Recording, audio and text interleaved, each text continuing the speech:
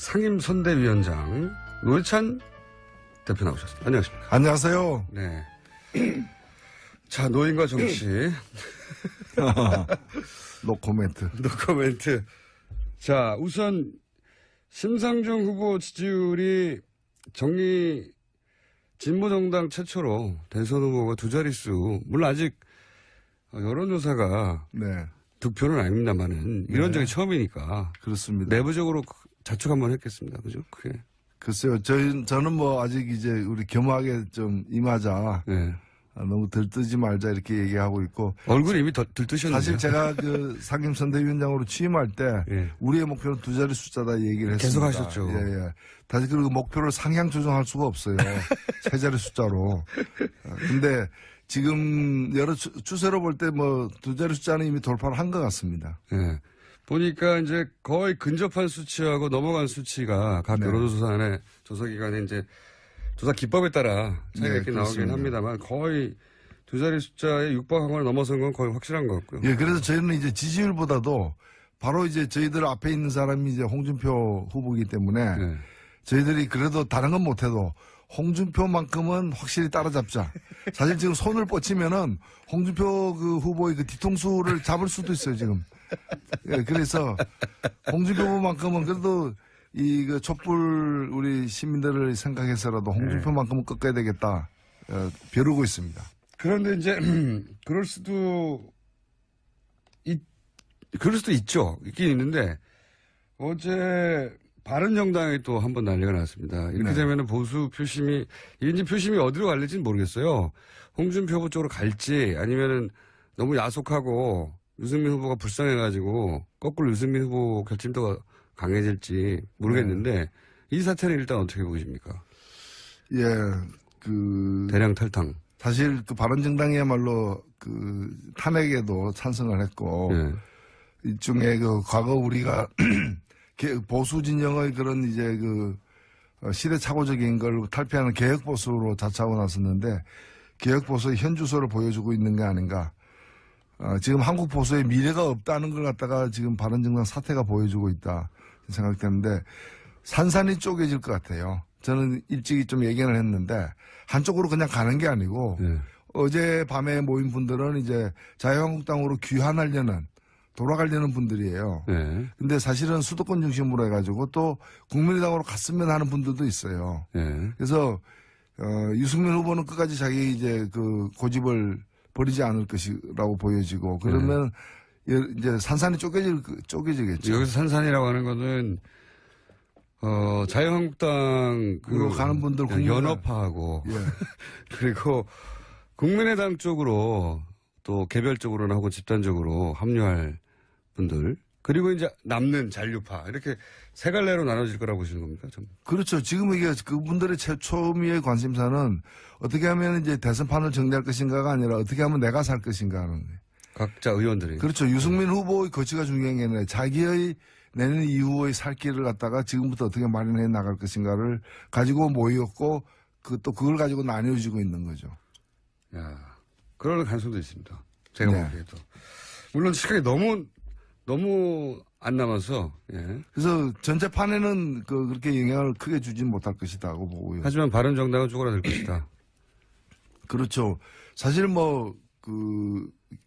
몇몇 이제 판을 정리하고 하려는 사람들 입장에서는 누구를 먼저 사퇴시켜서 그 다음에 뭐 이게 수순이 있는 있었겠죠. 것처럼 보여지지만은 그 뜻대로 되긴 힘들 것이라고 보이죠. 유승민 후보는 뭐 지금 만약에 사퇴한다면 본인의 정치적 생명도 사실은 훗날도 없는 거죠. 그렇죠. 장렬하게 전사하는 것만이 이제 후일을 위해서 필요한 거죠. 그런데 이제 그 바른정당 사태를 보시면서 뭐랄까 내가 저거 겪어왔던 길이다. 우리가 겪어왔던 길이다. 물론 진보정당은 이런 식으로 다른 당으로 간다든가 하는 경우는 거의 없지만 이제 후보 사퇴, 이 정권 교체를 해야 된다 혹은 그걸 막아야 된다 하면서 후보 사퇴에 대한 요구는 정의당뿐만 아니라 그 이전에 좀 진보정당이 꾸준히 들어왔다는 얘기잖아요. 항상 그런 압박 속에. 예, 근데 저희들 내부에서는 예. 그런 문제를 가지고 이제 이게 뭐 당이 쪼개지는 상황으로까지 간 적은 없고요. 그렇죠, 그렇죠. 왜냐면은 네. 과거에 보면 이제 권영길 후보가 몇 번 나갔지만은 그때는 내부 동요 없이 끝까지 예. 갔습니다. 예. 그다음에 지난 2012년 같은 경우에는 예. 심상정 후보가 출마했지만은 저희들이 또 혼연일체가 돼가지고 예. 후보 등록하지 말고 사퇴하는 게 지금은 맞다. 예. 왜냐하면 그때 박근혜 후보가 굉장히 강력했기 때문에. 그렇죠. 그래서 사실 2012년도에 제가 직함이 뭔지 아십니까? 문재인 후보 공동선대위원장이었습니다. 맞습니다. 예. 그때는 그것이 맞다라고 저희들이 판단했던 것이고 이번에는 그렇게 안 해도 되겠다고 판단을 했던 것이고 네. 그래서 제가 또 심상정 후보 상임선대위원장을 맡고 있는 거죠. 제가 예전에, 그러니까 지금 말씀드린 이유는 뭐냐면 예전에 심상정 후보가 경기도지사인가요? 그때 네. 그런 한번 일을 겪었고 또 서울시장 선거에서도 한번 그런 일을 겪었는데 이게 그 소위 이제 진보정당이 작은 정당이다 보니까 박빙이거나 또는 이제 다소 불리할 때 항상 그런 압박을 받아왔어요. 그렇죠. 네. 그러니까 바른정당 유승민 후보가 이제 겨우 2달 받고 있는 거를 한 20년 가까이 받아왔습니다. 정의당. 혹은 예, 예, 뭐 그런 시기와는 이제 작별해 가고 있는 것 작별해가고 같고 있는 것 같다. 다른 당들이 그런 고민을 하게끔 만들겠다. 뭐 이런 다른 생각. 당이 그런 고민을 하게 만들겠다. 아니 그래서 저는 그 심상정 후보가 유승민 후보에게 힘내라 유승민 했던 게 이 빈말이 아니라고 생각하거든요. 예, 저도 그 지난주에 예. 지난주 금요일인가에 이제 창원에서 그 선거운동하고 있는 중에 같은 시장에서 예. 유승민 후보를 만났어요. 아 그러셨구나. 예, 만나서 제가 악수를 하면서 예. 이제 그 얘기 굳세어라 유승민 예. 얘기를 했습니다. 거기에 정치적 계산도 조금 있는 거 아닙니까? 유승민 후보가 끝까지 가야지 더 유리하다고 하는. 저희들 원래 계산에 좀 능하지 못해가지고 아니 근데 그 마음은 저는 저 후보가 지금 겪고 있을 고통 이거 우리 다 겪어봤다. 그거 맞지 않습니까? 좀 다르죠. 좀 다릅니까? 예. 거기는 이제 자기 살 길 찾아서 저렇게 흩어지는 것이기 때문에. 알겠습니다. 자, 그럼 앞으로 남은 변수들은 어떻게 보세요? 김종인 전 그 대표 공동개혁정부 요게 영향을 줄까요? 조금이라도? 저는 뭐 크게 주지는 않을 것이라고 생각되는데 이게 사실은 적폐와 손잡는 거지 않습니까? 아니 지금 그 안철수, 유승민 그다음에 홍준표 후보를 다 합치겠다는 것인데 네, 그렇죠. 말은 이제 뭐 그 자유한국당에도 탄핵을 찬성한 사람들이 60여 명이 있다라고 이제 얘기는 하지만 30명 정도. 30몇 명 네. 바른정당 합치면 이제 60몇 명인데 예, 그러나 사실 이건 적폐와 손잡는 거기 때문에 이렇게 되면은 이게 나라냐라고 우리가 국민들이 그 탄핵 정국에서 이제 외쳤는데 이게 정치냐라고 분노하고 뛰쳐나올 것 같아요. 그리고 또 하나는 뭔가면은 지금 이것을 지금 추진하는 김종인 전 대표 같은 경우에는 지금 당이 국민의당이 또 이걸 승인한 게 아니에요. 후보는 또 딴 얘기하고 있어요. 맞아요. 조각권 가지고. 예, 제가 볼 때 일종의 외주 하청 준 것 같아요. 외주 하청. 되게 이제 직접 하기에 좀 험하거나 네. 위험하거나 또 뒷말 들을 수 있는 그런 일들을 직접 하지 않고 하청을 주잖아요. 외주 하청을 줘가지고 입당도 안 하고. 그러니까 3자 단일화 혹은 뭐 다른 후보 사퇴 이런 얘기를 국민의당 입장에서는 직접 할 수 없으니까 그렇죠. 외주 하청을 준 거죠. 외주 하청 줘가지고 네. 당론도 아니에요. 근데 후보가 또 이렇게 후보 산하에 있는 것도 아니고 바깥에 그냥 그 공동정부위원회라는 게 네. 바깥에 임의로 있는 건데 근데 또 밤에는 또 후보하고 만나가지고 네. 사실은 다 내락을 받은 거죠. 그래서 저는 그 일을 처리하는 방식이 대단히 이것은 국민의 지탄을 받을 수 있는 비도덕적이고 비윤리적인 방식으로 하고 있다는 거. 이거야말로 기업가들이 다 이러지는 않아요. 일부 악덕 기업가들이 이렇게 하고 있죠. 알겠습니다. 그렇게 보니까 또 말이 되네요. 예. 외주. 험악한 얘기이기 때문에. 외주 하청 주는 거죠. 네, 외주 하청을 줬다. 김종인. 그러면 이제 김종인 전 대표는 외주업체 사장이 되는 거네요. 근데 이게 또 보면은 일이 또 되면은 또 위험할 수도 있어요. 근데 제가 이거 보면서 뭐 TV 프로그램을 제가 거론해서 그거 하긴 한데 그 냉부라는 거 있죠. 냉장고를 부탁해. 네. 그래서 이제 냉장고를 가지고 셰프들에게 요리를 해달라고 예. 부탁을 했어요. 근데 셰프가 냉장고를 열어보니까 냉장고 비어 있어. 김종인 셰프가 안철수 후보가 자기 집에 있는 냉장고를 부탁했는데 김종인 셰프가 열어봤더니 냉장고가 비어 있어. 그럼 그 뭐 플라스틱 이런 거 가지고 요리할 수는 없잖아요. 여기는 보면은 공동정부를 하는데 공동정부에 응하는 사람이 있어야 될 거 아니에요. 근데 아무도 응하지 않잖아요. 그러니까 냉장고를 부탁해 사상 초유의 사태가 발생한 거예요, 지금. 아무것도 없는 냉장고. 어떻게 할 것인가. 물론 제가 지금 이런 데 신경 쓸 여유가 없습니다. 그냥 말이 나와서 이렇게 한마디 하는 건데. 그래서 김종인 셰프도 좀 난처하지 않을까. 뭐. 그래서 뭐 칼을 부러뜨려가지고 요리를 만들 수는 없는 거니까. 플라스틱을 먹을 수는 없죠. 그렇죠. 도마를 썰어가지고 이제 요리를 도마를 썰었어. 예전엔 초근 목피 했었으니까요. 그렇죠. 우리 그 펄벅의 대지에도 보면 벽을 뜯어가지고 이렇게 가마솥에 물 넣고 이렇게 삶아가지고 그 국물을 마시는 장면이 나오는데. 펄벅까지 왔습니다. 네. 네. 자, 펄벅의 돼지까지 갔다가 다시 돌아와서 외주업체와 냉부. 이게 다른 당에 그러니까 다른 당에 논평하는 거 정말 촌철살인이신데 지금 자당이 급하기 때문에 예. 잠깐씩만 언급하고 있는데 이게 재밌습니다. 냉장고 열었더니 아무것도 없었다. 자, 홍준표 후보의 지지율 상승도 사실입니다. 이것도 각종 여론조사에 수치는 차이가 있지만 상승 추세는 확실하단 말이죠. 이 현상은 어떻게 보십니까? 예, 가장 큰 거는 안철수 효과죠, 사실은. 그러니까, 지난번에도 제가 비유하기를 이 보수 표심이 예. 최적합 후보가 없다 보니까 계속 이렇게 표류하고 있다는 거죠. 반기문부터 시작해가지고 기나긴 여정을 갖다가 이렇게 실크로드도 아니고 이거 표류를 하고 있는데 최근에 안철수 후보로부터 실망을 하면서 가능성도 떨어지고 당선 가능성 떨어지고 또 과연 이 보수 DNA가 확실하냐에 대해서는 의구심도 들면서 여기서 뛰쳐나온 보수 표심이 일부가 지금 홍준표 후보에게 가고 있는 거죠. 네. 그런데 홍준표 후보가 또 그걸 유인하기 위해 가지고 굉장한 미끼를 많이 던졌죠, 사실은. 그렇죠. 저는 토론회를 유세로 활용한 후보는 처음이었다고 봐요. 저는 유세로 봤거든요. 그거는. 제가 일찍이 얘기했지만 그분이 그 선수입니다. 그러니까요. 예. 우리가 뭐 선수라는 게 다 올림픽 나가는 선수도 있지만은 또 무슨 나이트클럽 같은 데 가는 선수도 있잖아요. 그게 나쁜 선수죠. 나쁜 선수. 요리사로 치면은 소금이라거나 설탕을 많이 써가지고 당장 맛을 현혹시키지만 건강에는 아주 안 좋은 음식 만드는 설탕, 소금 말고 조미료, 화학조미료. 그렇죠. 화학조미료를 많이 쓰는 거죠. 그런 비유를 하시고 싶었던 것 같고. 근데 여하간 토론회 평가가 보통들 이제 토론 중심으로 바라보는데 전문가 평가하면 항상 홍준표 후보는 거의 꼴찌였어요. 전문가들이 토론회 끝나고 나서 후보 평가를 하면. 근데 저는 이 토론을 유세 현장처럼 활용하는구나. 상대방을 논리적으로 제압하는 데는 그렇게 관심이 없어요, 이분이. 보니까. 그리고 전문가들을 평가가 잘못된 건 아니죠. 예. 전문가들이 평가하면 마약이나 담배 다 나쁜 거잖아요.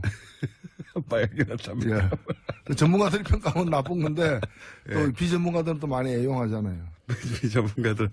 그래서 하여튼 유세처럼 써먹어서 토론장을 상대를 논리적으로 제압하거나 자신을 정책을 논리적으로 입증하는 데는 관심이 없고, 그죠? 갈라쳐가지고 본인의 표를 모으는 데는 아주 주요한 전략으로 나왔는데, 그래서 지지율이 어쨌든 상승하고 있습니다, 이게. 상승하고 있고, 어떤 여론조사에는 거의 안철수 후보가 붙거나 살짝 역전하거나 이런 조사까지도 있어요. 앞으로 추세는 어떻게 보십니까? 결국 이번 선거가 유례 없는 선거다라고 보여지는 게 과거에 보면 누가 1등할 것인가가 막판까지 이렇게 초미의 관심사 있지 않습니까? 근데 이번은 제가 볼 땐 거의 2007년 선거 같아요. 그러니까 2007년 선거가 보면은 역대에서 대선 중에서 1위와 2위의 격차가 지난 30년 동안 6번 선거 중에 5번 선거는 100만 표 이내에 유사하게 나타났는데 2007년 선거가 530만 표 차이가 났거든요. 그때 이명박 정동영 그 후보 이해창 붙었는데 1위가 이명박이었으니까 그때처럼 1위하고 2위 차이가 그보다 더 벌어질 가능성이 이번에 있습니다. 그렇게 보십니까? 20% 네. 이상 벌어질 가능성이 있고요. 그 다음에 결국에서 이번 선거는 누가 1위 할 것이냐가 아니라 누가 2위 할 것이냐. 2위 쟁탈전은 지금 보면 홍 후보냐, 안 후보냐, 심 후보냐. 아, 지금 여기서 살짝 싹 올라오시는군요. 여기 뭐 지금 추세를 보면은 예. 지난 3주간에 1강 2중이 아니라 1강 3중이다. 그렇죠. 예. 이미 왜냐하면 지난 3주간의 그 심상정 후보의 그 지지율 상승 속도를 보면은 예.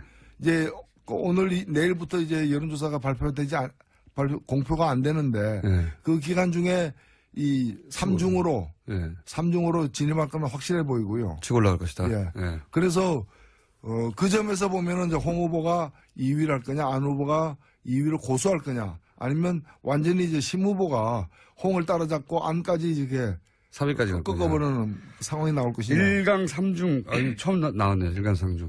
어제 저희가 무자 토론할 때 새로 나온 게 신양강이었거든요.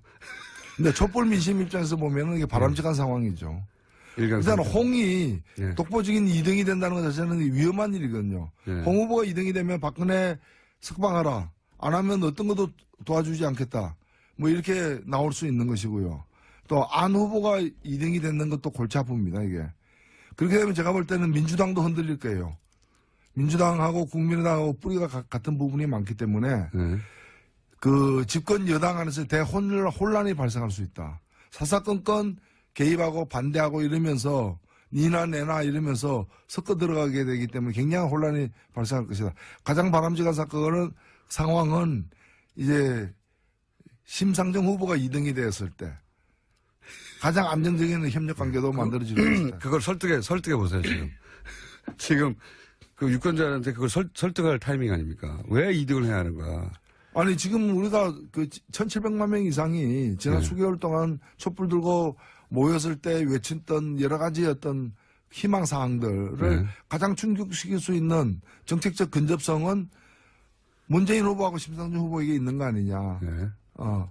그러므로 심상정 그럼 후보가 심상정 후보의 공약과 정책이 심상정 후보가 1등을 한다면 그대로 나갈 수도 있겠지만은 그렇지 않다면은 그나마 심상정 후보의 정책과 공약이 다소라도 반영되는 상황이 가장 바람직한 상황이 아니냐라는 거죠. 제가 걱정이 되는 것은 이제 정의당 입장에서 바라볼 때 걱정이 되는 것은 이제 소위 깜깜이라고 하잖아요. 일주일 네. 동안 여론조사 발표되지 않고 그러면 이제 각 그 후보들의 지지자들이 네. 불안해지기 시작하고 그리고 또 이 불안을 어떻게 자극하는지 가장 잘 아는 게 보수정당이었고 이때까지 역사적으로 네.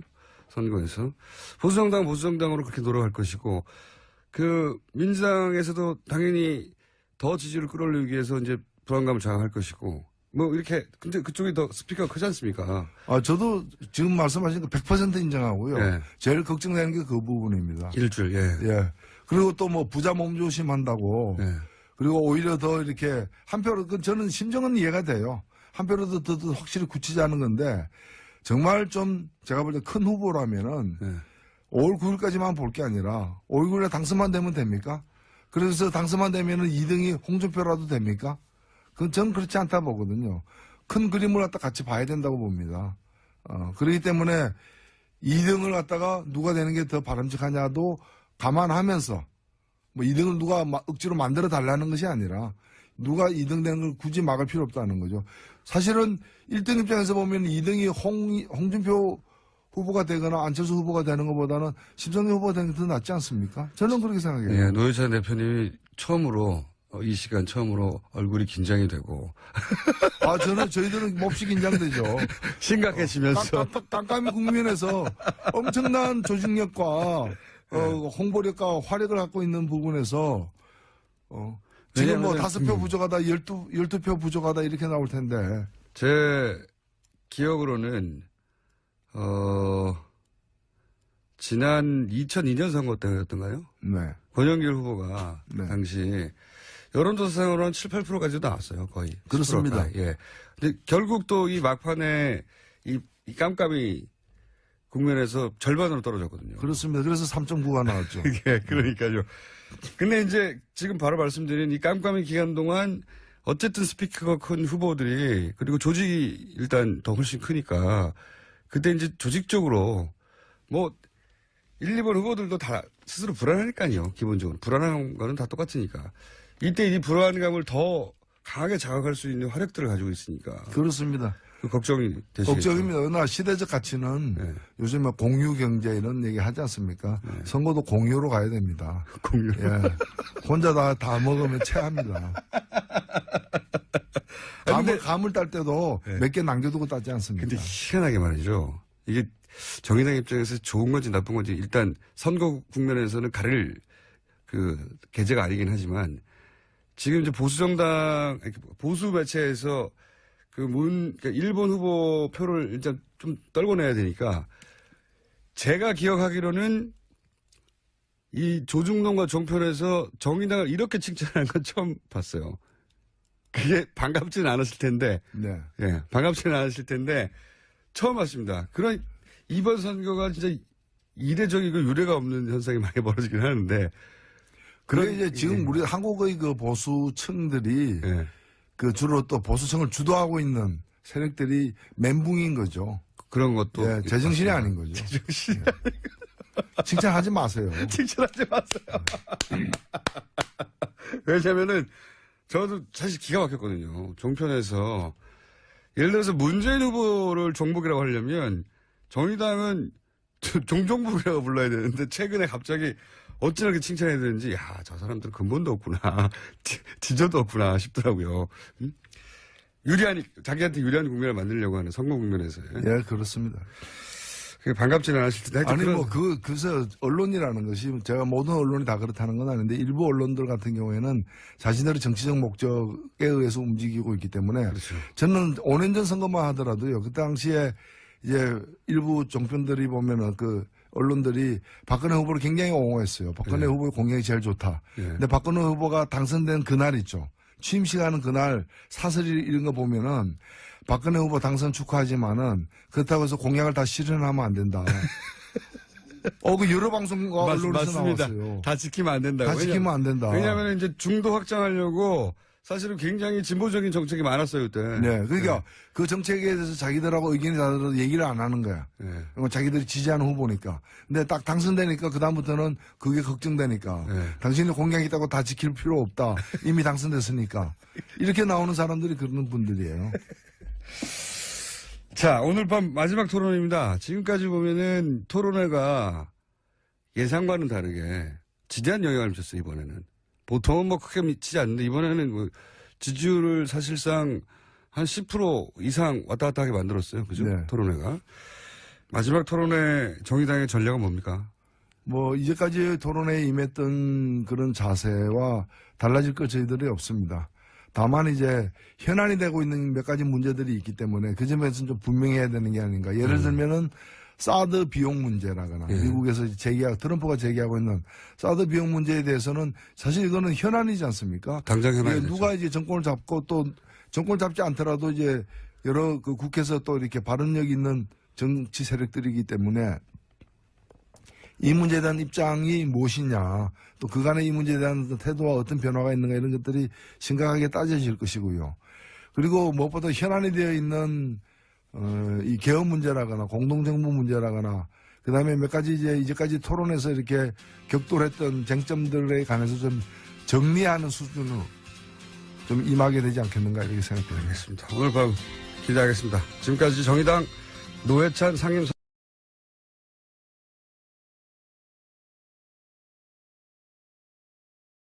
상임선대위원장 노회찬 대표 나오셨습니다. 안녕하십니까. 안녕하세요. 네. 자, 노인과 정치. 노코멘트. 노코멘트. 자, 우선 심상정 후보 지지율이 진보정당 최초로 대선 후보가 두 자릿수, 물론 아직 여론조사가 네. 득표는 아닙니다만은 이런 적이 처음이니까 그렇습니다. 내부적으로 자축 한번 했겠습니다. 그죠? 그게. 글쎄요. 저는 뭐 아직 이제 우리 겸하게 좀 임하자. 네. 너무 들뜨지 말자 이렇게 얘기하고 있고. 얼굴이 이미 들뜨셨는데요. 사실 제가 그 상임선대위원장으로 취임할 때 예. 우리의 목표는 2자리 숫자다 얘기를 했습니다. 계속 하셨죠. 예, 예. 다시 그리고 목표를 상향 조정할 수가 없어요. 3자리 숫자로. 근데 지금 여러 추세로 볼 때 뭐 2자리 숫자는 이미 돌파를 한 것 같습니다. 예. 보니까 이제 거의 근접한 수치하고 넘어간 수치가 각 네. 여론조사안에 조사기관에 이제 조사 기법에 따라 차이가 네, 있게 나오긴 그렇습니다. 합니다만 거의 2자리 숫자에 육박하거나 넘어선 건 거의 확실한 것 같고요. 예, 그래서 저희는 이제 지지율보다도 바로 이제 저희들 앞에 있는 사람이 이제 홍준표 후보이기 때문에 예. 저희들이 그래도 다른 건 못해도 홍준표만큼은 확실히 따라잡자. 사실 지금 손을 뻗치면은 홍준표 그 후보의 그 뒤통수를 잡을 수도 있어요, 지금. 서울시장 선거에서도 한번 그런 일을 겪었는데 이게 그 소위 이제 진보 정당이 작은 정당이다 보니까 박빙이거나 또는 이제 다소 불리할 때 항상 그런 압박을 받아왔어요. 그렇죠. 네. 그러니까 바른정당 유승민 후보가 이제 겨우 2달 받고 있는 거를 한 20년 가까이 받아왔습니다. 정의당 혹은 예, 예. 뭐 그런 시기와는 이제 작별해 가고 있는 것 작별해가고 같고. 있는 것 같다. 다른 당들이 그런 고민을 하게끔 만들겠다. 뭐 이런 다른 생각. 당이 그런 고민을 하게 만들겠다.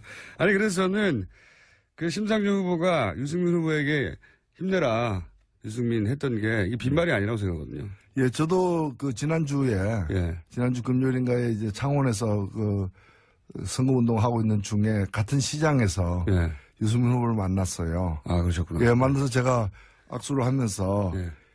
이제 그의 굳세어라 유승민 예. 얘기를 했습니다.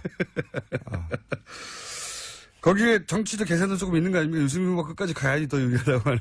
저희들 원래 계산에 좀 능하지 못해가지고 아니 근데 그 마음은 저는 저 후보가 지금 겪고 있을 고통 이거 우리 다 겪어봤다. 그거 맞지 않습니까? 좀 다르죠. 좀 다릅니까? 예. 네. 거기는 이제 자기 살 길 찾아서 저렇게 흩어지는 것이기 때문에. 알겠습니다. 자, 그럼 앞으로 남은 변수들은 예, 그래서 홍준표 후보만큼은 그래도 그 촛불 우리 시민들을 생각해서라도 홍준표만큼은 꺾어야 되겠다. 벼르고 있습니다. 그런데 이제 그럴 수도 있죠. 있긴 있는데 어제 바른정당에 또 한 번 난리가 났습니다. 이렇게 네. 되면은 보수 표심이 이제 표심이 어디로 갈지는 모르겠어요. 홍준표 후보 쪽으로 갈지 아니면은 너무 야속하고 유승민 후보가 불쌍해가지고 거꾸로 유승민 후보 결집도가 강해질지 모르겠는데 이 사태는 일단 어떻게 보십니까? 예, 대량 탈당. 사실 그 바른정당이야말로 그 탄핵에도 찬성을 했고 예. 일종의 그 과거 우리가 보수 진영의 그런 이제 그 시대착오적인 걸 탈피하는 개혁 보수로 자처하고 나섰는데 개혁 보수의 현주소를 보여주고 있는 게 아닌가. 지금 한국 보수의 미래가 없다는 걸 갖다가 지금 바른정당 사태가 보여주고 있다 생각되는데 산산이 쪼개질 것 같아요. 저는 일찍이 좀 예견을 했는데 한쪽으로 그냥 가는 게 아니고 예. 어제 밤에 모인 분들은 이제 자유한국당으로 귀환하려는 돌아가려는 분들이에요. 예. 근데 사실은 수도권 중심으로 해가지고 또 국민의당으로 갔으면 하는 분들도 있어요. 예. 그래서 유승민 후보는 끝까지 자기 이제 그 고집을 버리지 않을 것이라고 보여지고 그러면 이제 산산이 쪼개지겠죠. 여기서 산산이라고 하는 거는 자유한국당 그리고 가는 분들 연합하고 예. 그리고 국민의당 쪽으로 또 개별적으로나 혹은 집단적으로 합류할 분들 그리고 이제 남는 잔류파 이렇게 세 갈래로 나눠질 거라고 보시는 겁니까? 좀. 그렇죠. 지금 이게 그분들의 초미의 관심사는 어떻게 하면 이제 대선판을 정리할 것인가가 아니라 어떻게 하면 내가 살 것인가 하는 거예요. 각자 의원들이. 그렇죠. 유승민 후보의 거치가 중요한 게 아니라 자기의 내년 이후의 살 길을 갖다가 지금부터 어떻게 마련해 나갈 것인가를 가지고 모였고 또 그걸 가지고 나뉘어지고 있는 거죠. 야, 그럴 가능성도 있습니다. 제가 네. 보기에도. 물론 시간이 너무 안 남아서. 예. 그래서 전체 판에는 그렇게 영향을 크게 주진 못할 것이다고 보고요. 하지만 바른정당은 쪼그라들 것이다. 그렇죠. 사실 몇몇 이제 판을 정리하고 하려는 사람들 입장에서는 누구를 먼저 사퇴시켜서 그 다음에 이게 수순이 있는 있었겠죠. 것처럼 보여지지만은 그 뜻대로 되긴 힘들 것이라고 보이죠. 유승민 후보는 뭐 지금 만약에 사퇴한다면 본인의 정치적 생명도 사실은 훗날도 없는 거죠. 그렇죠. 장렬하게 전사하는 것만이 이제 후일을 위해서 필요한 거죠.